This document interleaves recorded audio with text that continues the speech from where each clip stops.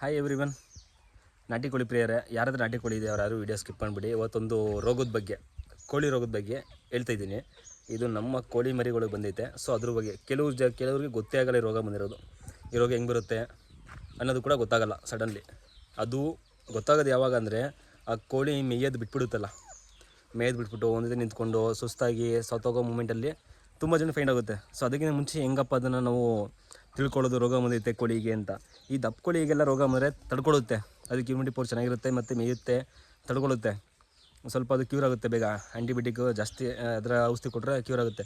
ಆದರೆ ಈ ಕೋಳಿ ಮರಿಗೆ ಬಂದಾಗ ಆ್ಯಂಟಿಬಯೋಟಿಕ್ ಎಲ್ಲ ಏನು ಮಾಡಿದ್ರು ಕೂಡ ಅದು ಕ್ಯೂರ್ ಆಗೋಲ್ಲ, ಸಾಯೋ ಚಾನ್ಸಸ್ ತುಂಬ ಇರುತ್ತೆ. ಅದಕ್ಕೆ ನನಗೆ ಅನುಭವ ತುಂಬ ಅನುಭವ ಆಗ್ತೈತೆ. ಇತ್ತೀಚೆಗಂತೂ ಈ ಕೋಳಿ ಮರಿ ಮೊದಲು ಸ್ಟಾರ್ಟಿಂಗಲ್ಲಿ ಏನೂ ಇರಲಿಲ್ಲ, ಯಾವುದೇ ಥರದ ರೋಗ ಬರ್ತಿರಲಿಲ್ಲ, ಏನೂ ಆಗ್ತಿರಲಿಲ್ಲ. ಕೋಳಿ ಮರಿಗಳೆಲ್ಲ ಚೆನ್ನಾಗಿದ್ದೋ, ಫೈನ್ ಆಗಿದ್ದೋ, 10-15 ಮಾಡಿದ್ರು ಕೂಡ 1-2 ಸಾಯಿದ್ದು ಎಲ್ಲ ಉಳ್ಕೊಳ್ಳೋದು. ಬಟ್ ಇವಾಗ ಯಾವ ರೀತಿ ಆಗ್ತೈತೆ ಅಂದರೆ 50 ಮಾಡಿದ್ರು ಕೂಡ 50 ಸಾಯ್ತಿದೆ.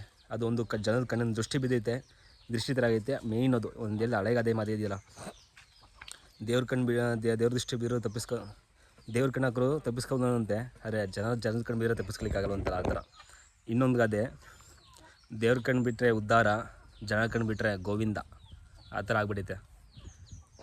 ಈ ಸೈಡಲ್ಲಿ ಪಿಕ್ಚರಲ್ಲಿ ನೋಡ್ತಿರ್ಬೋದು ನೀವು, ಯಾವ ರೋಗ ಅಂತ ಅದು ಕೋಳಿದು ನೋಡಿ, ಈ ಕಡೆ ಕಾಣಿಸ್ತಿದ್ದೀರ ಸೈಡಲ್ಲಿ ಹಾಕಿದ್ದೀನಲ್ಲ. ಸೊ ಇದೇ ರೋಗ.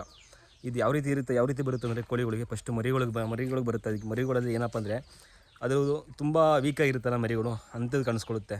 ಇದು ಒಂಥರ ವೈರಸ್ ರೋಗ. ಈ ಕಣ್ಣತ್ರ ಇರಿ, ಅದು ಕೋಳಿನ ಮರಿ ಹಿಡ್ಕೊಂಡು ನಿಮ್ಗೆ ತೋರಿಸ್ತೀನಿ, ಯಾವಾಗ ಗೊತ್ತಾಗುತ್ತೆ ಯಾವ ರೀತಿ ರೋಗ ಅಂತ. ಬನ್ನಿ, ಆವಾಗ ತೋರಿಸ್ತೀನಿ ವಿಡಿಯೋನಾಗ ಆ ಕೋಳಿನ.